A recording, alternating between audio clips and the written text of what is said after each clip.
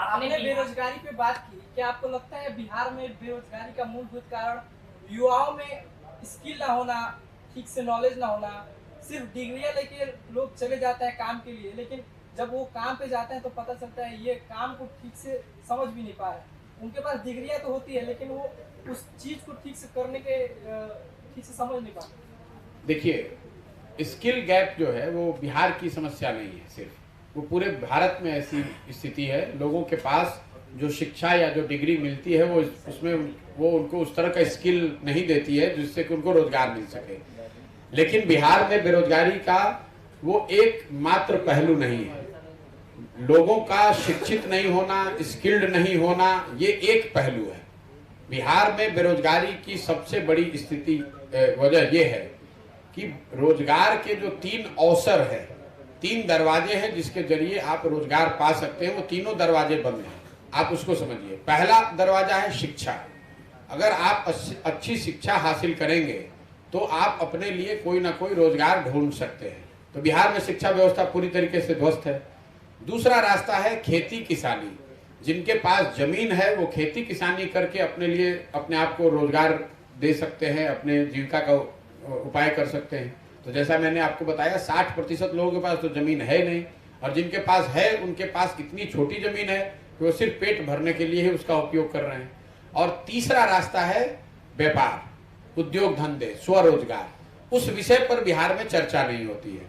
जब हम लोग यहाँ उद्योग धंधे और स्वरोजगार की बात करते हैं तो ज्यादातर हम लोग की समझ ये है कि यहाँ चीनी फैक्ट्री नहीं है, चॉकलेट का फैक्ट्री नहीं है, चक्का मिल नहीं चल रहा है। वो तो एक बहुत छोटा पहलू है। फैक्ट्रियों का न होना एक पहलू है। बिहार में लोग बेरोजगार इसलिए हैं कि शिक्षा और जमीन के साथ साथ उनके पास पूंजी नहीं है। बिहार में जो पूंजी है वो है ही नहीं, तो आप रोजगार करेंगे कैसे? आपने कहा स्किल की बात। मान लीजिए कि आप हजाम हैं, आपको बाल काटने का हुनर है, आपके पास स्किल है, तो अगर आपके पास 2 लाख रुपए की सुविधा हो, लोन हो, तो आप एक सैलून खोलकर आप स्वरोजगार कर सकते हैं, 4 लोगों को रोजगार दे सकते हैं। लेकिन अगर वो 2 लाख रुपए आपके पास नहीं है तो आप दिल्ली में या पटना में जाकर किसी सैलून में बाल काटेंगे मजदूर के तौर पर। अब आप ये समझिए कि बिहार में पूंजी है क्यों नहीं। कई लोग बताते हैं कि यहाँ लॉ एंड ऑर्डर का इशू है, कोई बताता है खनिज संपदा नहीं है, कोई कहता है समंदर नहीं है। इन बातों का कोई मतलब ही नहीं है। बिहार में पूंजी इसलिए नहीं है कि यहाँ पर जो पूंजी जहाँ से आती है, पूंजी आती है बैंकों से। पूरे देश में पूंजी कहाँ से आता है? जो पैसा हम और आप बैंकों में जमा करते हैं, बैंक उसी का एक बड़ा हिस्सा आपको हमको लोन के तौर पर देता है, ऋण के तौर पर देता है। देश में इसको नापने का एक पैमाना है जिसको कहते हैं क्रेडिट डिपॉजिट रेशियो। मतलब कितना पैसा आपने बैंकों में जमा किया और बैंकों ने उसके एवज में कितना पैसा आपको ऋण दिया। देश में ये औसत है 70%। मतलब अगर देश के लोगों ने बैंकों में 100 रुपया जमा किया तो बैंकों ने 70 रुपया ऋण के तौर पर लोगों को, समाज को वापस दिया, ताकि आप घर बना सकें, गाड़ी खरीद सकें, रोजगार धंधा कर सकें, यूट्यूब चैनल चला सकें। बिहार में ये औसत आज है 40%। लालू जी के जमाने में ये गिर कर हो गया था 23.7% 2004-05 वित्तीय वर्ष में। ये आरबीआई का रिपोर्ट है, आपको कोई बताएगा नहीं। बिहार में इसकी कोई चर्चा करता नहीं है क्योंकि ज्यादातर लोगों को इसकी समझ नहीं है। अब वो लालू, जब 1990 में लालू जी मुख्यमंत्री बने तो क्रेडिट डिपॉजिट रेशियो था बिहार में 38.8%। वो लालू जी के 15 साल के शासनकाल में गिरकर हो गया 23.7%, और नीतीश जी के 17 साल के शासनकाल में बढ़कर वापस हुआ है 40%। इसका खामियाजा क्या होता है आप उसको समझिए। पिछले साल बिहार में बिहार की गरीब जनता ने बैंकों में जमा किया 4,21,000 करोड़ रुपया। कुल पैसा हम लोगों ने जमा किया कितना? 4,21,000 करोड़ रुपया। तो क्रेडिट डिपॉजिट रेशियो जो 70% राष्ट्रीय औसत है, उसके हिसाब से बिहार में लोगों को स्वरोजगार के लिए, घर बनाने के लिए, गाड़ी खरीदने के लिए, उद्योग धंधों के लिए 2,80,000 करोड़ रुपया ऋण के तौर पर मिलना चाहिए था। लेकिन चूंकि क्रेडिट डिपॉजिट रेशियो है 40%, तो मिला कितना? 1,61,000 करोड़ रुपया। बाकी पैसा कहाँ गया? बाकी पैसा बैंकों ने उन राज्यों में ट्रांसफर कर दिए जहां पर उद्योग धंधे लग रहे हैं, जिसको आप और हम अग्रणी राज्य मानते हैं। कर्नाटक में, तमिलनाडु में, गुजरात में, महाराष्ट्र में, तेलंगाना में, आंध्र प्रदेश में क्रेडिट डिपॉजिट रेशियो 90 से ज्यादा है।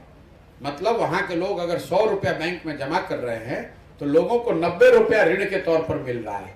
अब इसका असर क्या हुआ है बिहार में, मैं आपको वो बता देता हूं। पत्रकार है, कभी कोई नेता मिल जाए तो उससे पूछिएगा।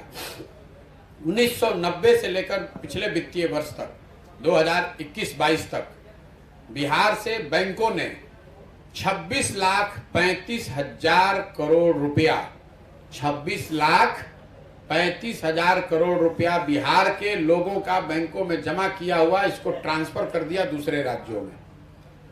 तो मेरे भाई जब इतने, और पिछले 32 वर्ष में बिहार सरकार का बजट भी इतना नहीं है 26 लाख करोड़ रुपया।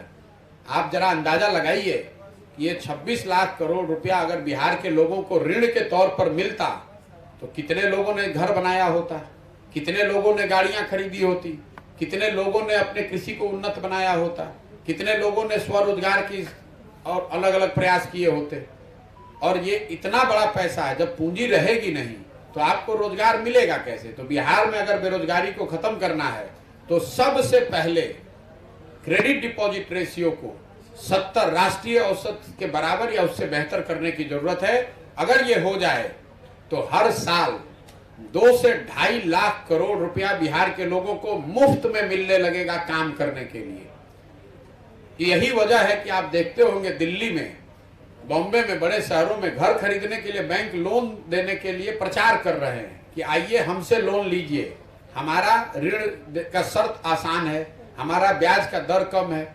वही हाउसिंग लोन जब आप बिहार में लेने जाते हैं, गाड़ी खरीदने के लिए लोन लेने जाते हैं, यूट्यूब चैनल चलाने के लिए लोन देने जाते हैं, तो आपको बैंकों को घूस देना पड़ता है। आप, क्योंकि बैंक यहाँ पैसा दे ही नहीं रहे। और ऐसा नहीं कि ये बैंकों की स्वेच्छा है, ये उन पर संवैधानिक जिम्मेवारी है। मुख्यमंत्री की अध्यक्षता में ये कमेटी है जो बैंकों पर ये जिम्मेवारी देता है कि आप जिस राज्य में जितना पैसा जमा करा रहे हैं वहां कम से कम 70% पैसा ऋण के तौर पर दीजिए। लेकिन जैसे बिहार की दूसरी सारी व्यवस्थाएं ध्वस्त हैं, वैसे ही ये व्यवस्था भी ध्वस्त है। मुख्यमंत्री ऑन रिकॉर्ड हर साल ये बैठक भी करते हैं, वहां पर बैंकों के अधिकारियों से आग्रह भी करते हैं कि भैया इसको बढ़ाइए। लेकिन जैसे दूसरे विभाग वाले नहीं सुन रहे, वैसे बैंक वाले भी उनकी बात नहीं सुन रहे हैं। तो अगर बिहार में गरीबी और बेरोजगारी दूर करना है तो सबसे पहला उपाय है क्रेडिट डिपॉजिट रेशियो को सुधारा जाए, ताकि बिहार के लोगों को लाख, 1.5 लाख, 2 लाख रुपया अलग से पूंजी के तौर पर मिले। और आप देखेंगे कि बिहार के लड़कों में वो ताकत है।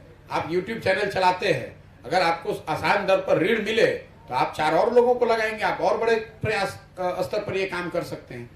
तो पूंजी की उपलब्धता रोजगार के लिए सबसे ज्यादा जरूरी है, जिस पर बिहार में ना कभी चर्चा होती है, ना कोई बात करता है, ना पत्रकार सवाल करता है। इसलिए मैं हर मीटिंग में इसकी चर्चा करता हूं।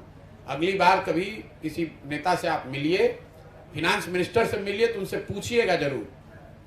और नीतीश कुमार को भी बुलाकर पूछिए, जिसको आप पढ़ा लिखा मानते हैं, कि साहब पिछले 32 साल में बिहार से 26.5 लाख करोड़ रुपए, ये आरबीआई की रिपोर्ट है, प्रशांत किशोर का आंकड़ा नहीं है, 26,35,000 करोड़ रुपया बिहार से शिफ्ट हो गया दूसरे राज्य में। तो हम लोग खाली लड़कों को नहीं शिफ्ट कर रहे हैं मजदूर बना के, अपनी पूंजी भी दूसरे जगह भेज रहे हैं, अपने लड़कों को मजदूर बनाकर दूसरे जगह भेज रहे हैं। तो हम